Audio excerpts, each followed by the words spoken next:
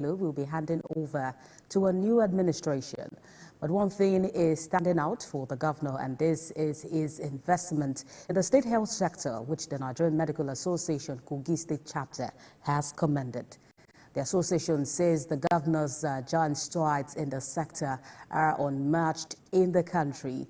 The medical doctors also say the health sector has received the greatest attention and a commitment in terms of standard healthcare delivery for the people of the state in the last 8 years, noting that this has never been witnessed before in the state. Kogi NMA Chairman Dr. Baoku Olusola is of the view that the infrastructure and plethora of other healthcare facilities built by the current administration has made Kogi health sector a model to copy by other states.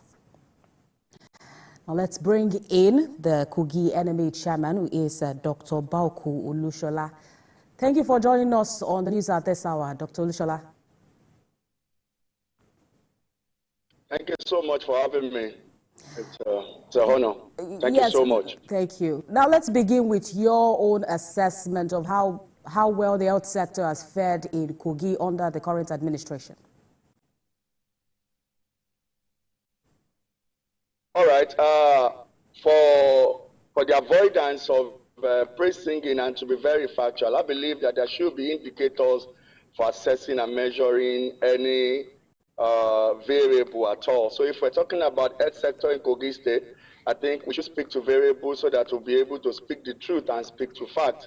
And you allow me now to discuss this basically on Human Development Index. I believe for every state there are indexes at which you assess the growth and development.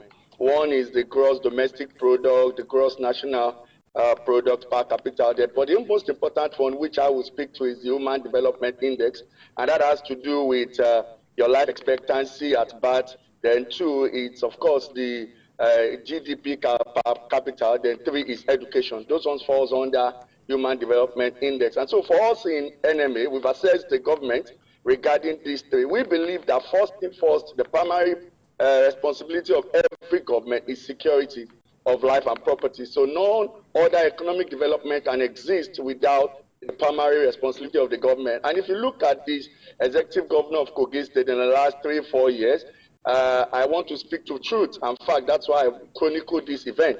In March 2021, I think there was a group of people, the Association of Nigeria in Diaspora, gave the governor an award as an icon on security. The following year, it was also awarded by the chairman, NUJ, as a torchbearer on security. The same year, I think around October, he was also awarded the highest honor in the state, the Presidential Award for Security and its Management. So if you look at all this, you realize that, okay, the governor has created an enabling environment for the doctors to practice their profession without any security threat whatsoever. Then if we come down to health sector, you know, the national development is defined by ability of a government to provide the basic needs, and the essential one is to create environment for individuals to reach their full potential. So we want to state categorically that in the last 3 years, infrastructures across all the senatorial districts have erupted in the health sector. One that is full of amazement and awe that I will call the one that in Kogi State is the reference hospital in Okene.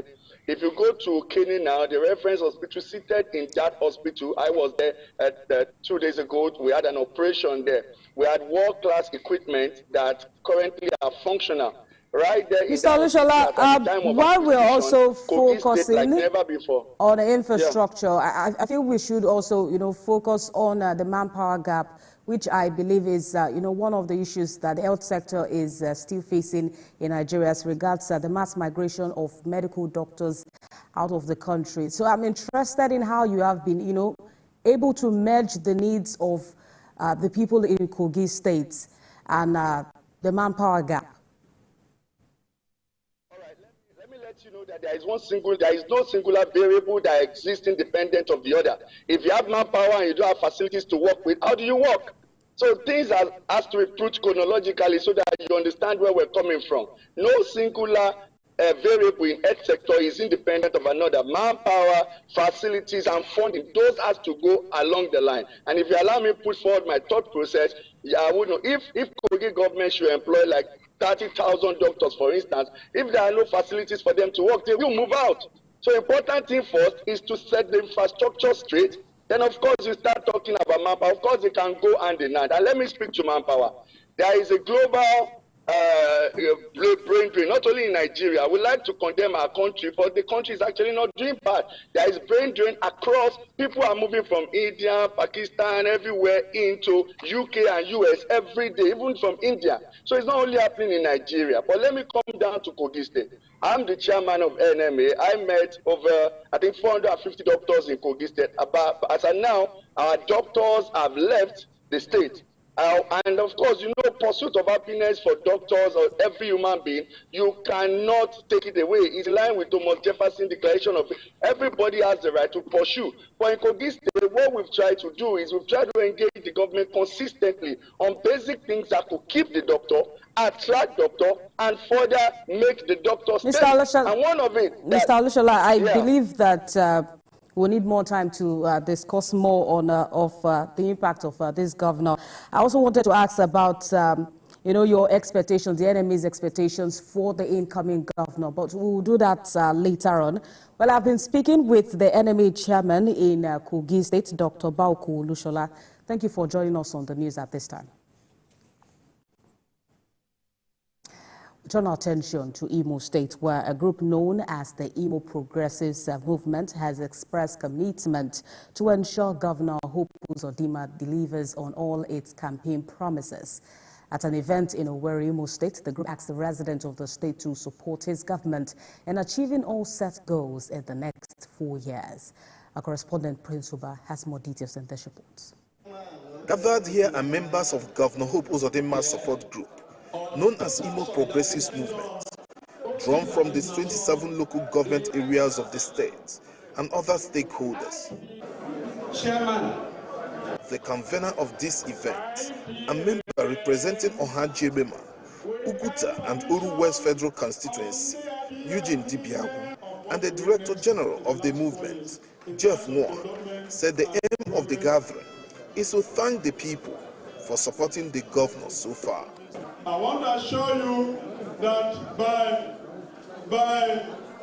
the directive and vision of the leader of this movement, we will continue to ensure that His Excellency is being advised, supported in such a way that what you have witnessed in the last 4 years as development will be just the eyes or just the little. But this incoming 4 years will be times 10. As a political magician and accurate unifier, Governor Uzodinma deployed the opportunity of the inauguration ceremonies to bring the current president and the former president together in a platform as not witnessed in the recent times. Other speakers at the event underscored the need to support the governor's second tenure so as to surpass the achievements recorded in his first term. And his reconciliation efforts brought both opposition, those who don't want him, those who want him, everybody together. And they came together and voted him. Today, he has made history as the first governor of Imo State that won 27/27. Now that the governor has been elected, all hands must be on deck to support the governor. We need this spirit of collectivism, this spirit of consanguinity, and this spirit of togetherness. On the 15th of January, Governor Hope Uzodinma and his deputy, Lady Tinyere Ekomaru, were sworn in for a second term in office, an event witnessed by President Bola Tinubu, former President Olusegun Obasanjo, leadership of the National Assembly, and several state governors. Prince Uba, TVC News, Owerri. We move to Enugu, where the governor, Peter Mba, has reaffirmed the commitment of his administration to make Enugu the premier destination for investment. He gave the reassurance at the signing of a multi-millionaire memorandum of understanding with the Del Yoke Investment in Enugu State. Our correspondent Bamidele Ajayi has more details in this. The determination demonstrated by Governor Peter Mbah to make Enugu an investment destination is evidence in signing multi-million-dollar investment in entertainment and sporting development deal. Governor Peter Mbah, upon resumption of office, allied key parameters to jumpstart the state economy from $4.4 to $30 billion within 4 to 8 years.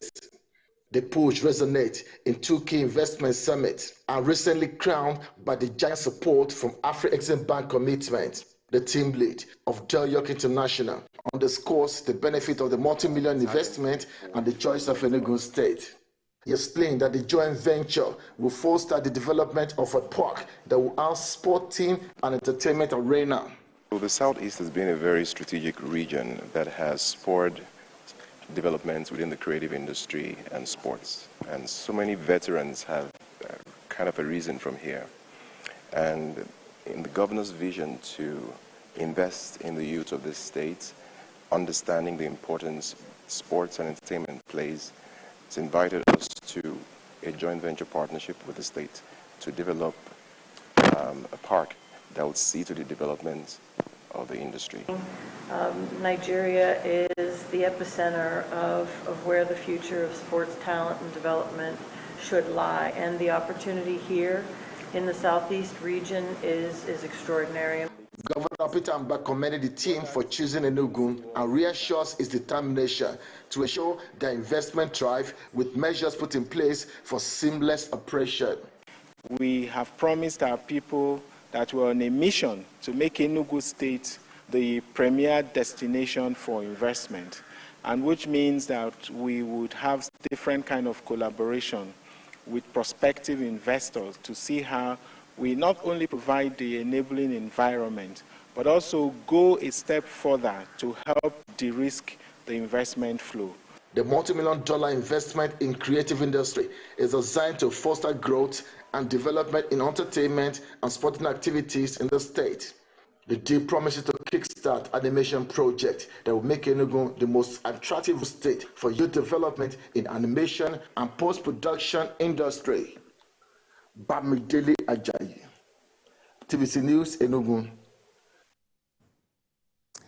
Well, that's TVC News this hour. For more updates on the stories we are monitoring, you can visit our website on www.tvcnews.tv. You can also follow us on our social media handles, Facebook, Instagram, and on X at TVC News NG. On YouTube, we are live at TVC News Nigeria.